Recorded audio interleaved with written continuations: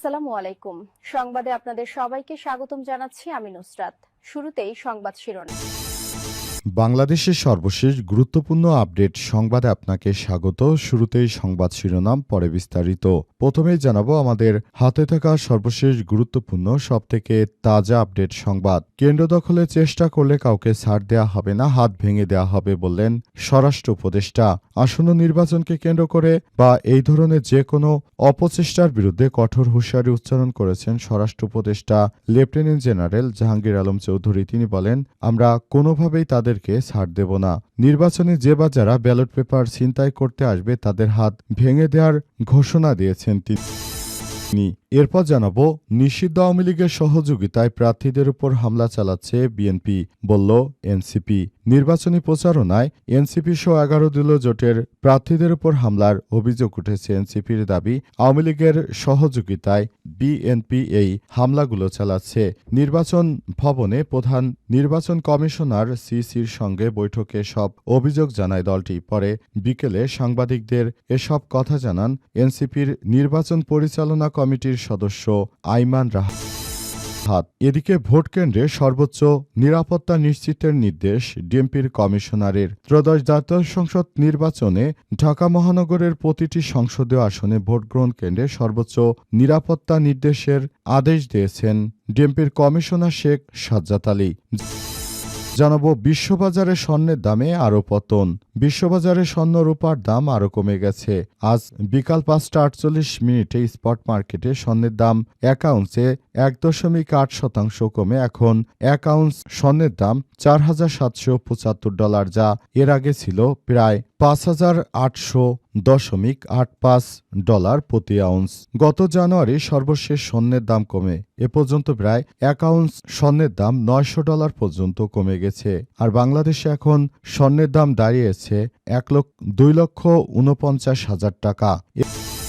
এবং সর্বশেষ জানাবো, আইসিসির ক্ষতি 6,000 কোটি টাকা, কার ভাগে কত পড়বে? বিশ্বকাপে পাকিস্তানের ভারত ম্যাচ বয়কট। আসন্ন টি-20 বিশ্বকাপে পাকিস্তানের অংশগ্রহণ নির্ভর করছিল দেশটির সরকারের সিদ্ধান্তের উপর। তবে পাকিস্তান শেষ পর্যন্ত ভারতের সঙ্গে খেলবে না।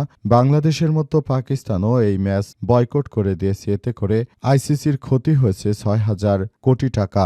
এতেই চরম বিপাকে পড়েছে ভারতের কট্টরপন্থী হিন্দুরা। তারা বাংলাদেশের গর্বিত মুস্তাফিজকে যখনই বাদ দিল, তখন বাংলাদেশের সরকারও সিদ্ধান্ত নিয়েছে তারা আর কোনোভাবেই এই সন্ত্রাসী দেশে গিয়ে খেলবে না। তখন থেকেই বাংলাদেশকে বাদ দেওয়ার পর থেকেই পাকিস্তান ওই খেলাকে বয়কট করেছে। এখন বিপুল পরিমাণ অর্থের ক্ষতির মুখে পড়ল ভারত। প্রিয় দর্শক, এতক্ষণ শুনছিলেন সংবাদ শিরোনাম, এবারে বিস্তারিত।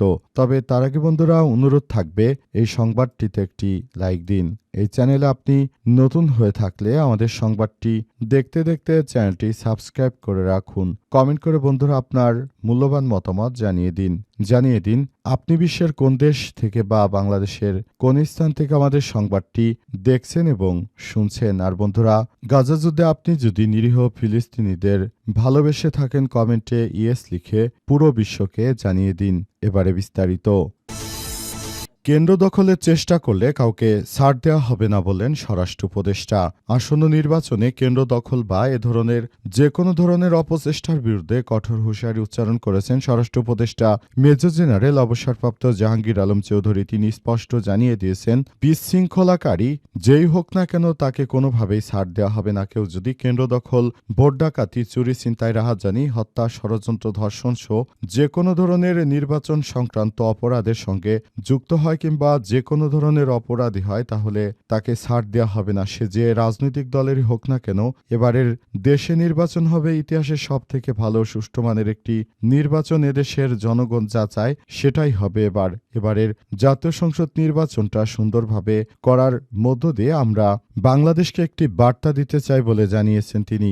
এবং সে অনুযায়ী বড় ধরনের সমস্যার মধ্যে পড়বেন যারা অপরাধের সঙ্গে যুক্ত রয়েছেন। সুতরাং এখনই সময় আপনারা যারা অপরাধী রয়েছেন তাদেরকে বলবো, আপনারা দয়া করে এই ধরনের কোনো অপরাধের সঙ্গে সম্পৃক্ত হবেন না। যদি অপরাধ করেই থাকেন তাহলে কোনোভাবেই কিন্তু ছাড় দেওয়া হবে না। আপনি যত বড় নেতার কথাই বলুন না কেন, এদেশে আর কোনো নেতাতে কাজ হবে না, সবাইকে আইনের আওতায় নিয়ে আসা হবে। নিষিদ্ধ আওয়ামী লীগের সহযোগিতায় প্রার্থীদের উপর হামলা চালাচ্ছে বিএনপি, বলছে এনসিপি। নির্বাচনী প্রচারণায় এনসিপির 11 দলীয় জোটের প্রার্থীদের উপর হামলার অভিযোগ উঠেছে।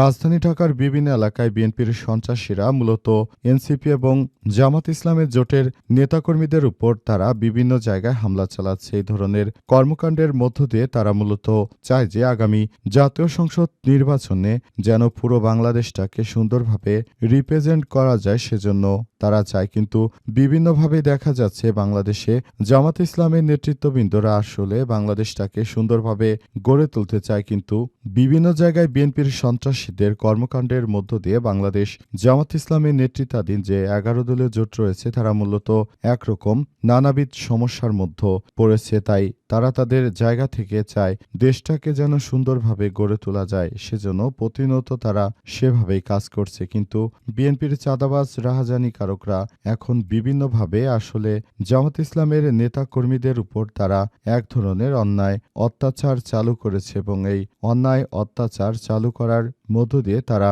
যে পৈশাসিক আনন্দ পায় সেগুলো করে তারা আগামীতে জাতীয় সংসদ নির্বাচনে ক্ষমতায় যেতে চাইছে। কিন্তু এদেশের জনগণ তাদের এমন পৈশাসিক কর্মকাণ্ড করার জন্য ক্ষমতায় যেতে দেবে না।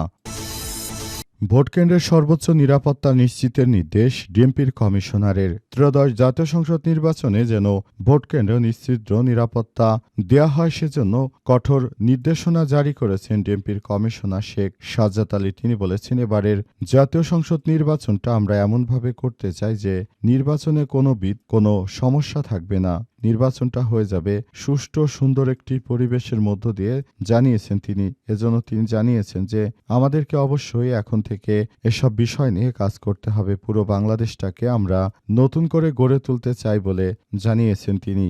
অন্তর্বর্তীকালীন সরকারের প্রধান উপদেষ্টা প্রফেসর ডক্টর মোহাম্মদ ইউনূসের সরকার এই বিষয়গুলোকেই খুবই গুরুত্ব সহকারে দেখছে। আশা করছি আগামীর বাংলাদেশ গড়ে তুলতে কোনো ধরনের সমস্যা হবে না। যারাই নানাবিধ সমস্যার সৃষ্টি করবে এদের বিরুদ্ধে আমরা ব্যবস্থা নেব বলে জানিয়েছেন ডিএমপির কমিশনার শেখ সাজ্জাদ আলী। তিনি আরও জানিয়েছেন, আগামী জাতীয় সংসদ নির্বাচনে কেউ যদি রাহাজানি কর্মকাণ্ড করে থাকে তাহলে তার বিরুদ্ধে আমাদের বাংলাদেশটাকে কোনোভাবেই তারা ভালো অবস্থানে যেতে দেবে না, তাদেরকে আমরা কোনোভাবেই ছাড় দেব না বলে জানিয়েছেন তিনি। অন্তর্বর্তীকালীন সরকারের প্রধান উপদেষ্টা প্রফেসর ডক্টর মোহাম্মদ ইউনূসের সরকার আমাদেরকে যেভাবে নির্দেশনা দিয়েছেন সেভাবেই আমরা কাজ করব। বিশ্ববাজারে স্বর্ণের দাম আরও কমেছে। বিশ্ববাজারে স্বর্ণ রূপার দাম আরও কমে গেল। গত জানুয়ারি শেষ দিকে রেকর্ড $5,500 মাইলফলক স্পর্শ করা স্বর্ণের দাম আবার নিম্নমুখী হতে শুরু করেছে।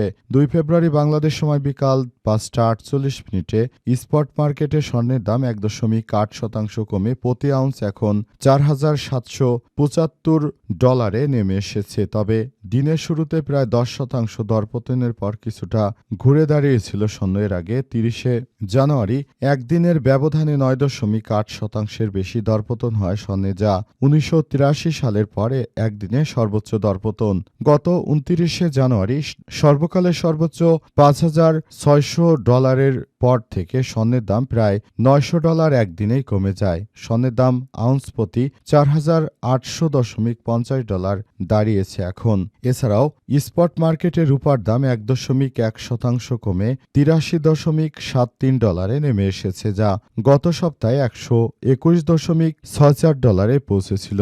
এরপর থেকে রূপার দাম 33% কমে গেল। এছাড়াও প্লাটিনামের দাম 3.4% কমে প্রতি আউন্সে $2,000.09 নেমে এসেছে। আর প্যালাডিয়ামের দাম 0.9% কমে দাঁড়িয়েছে $1,684.01। এদিকে দেশের বাজারে আজ বিকেলে 3টা 45 থেকেই স্বর্ণের নতুন দাম কার্যকর করা হয়েছে।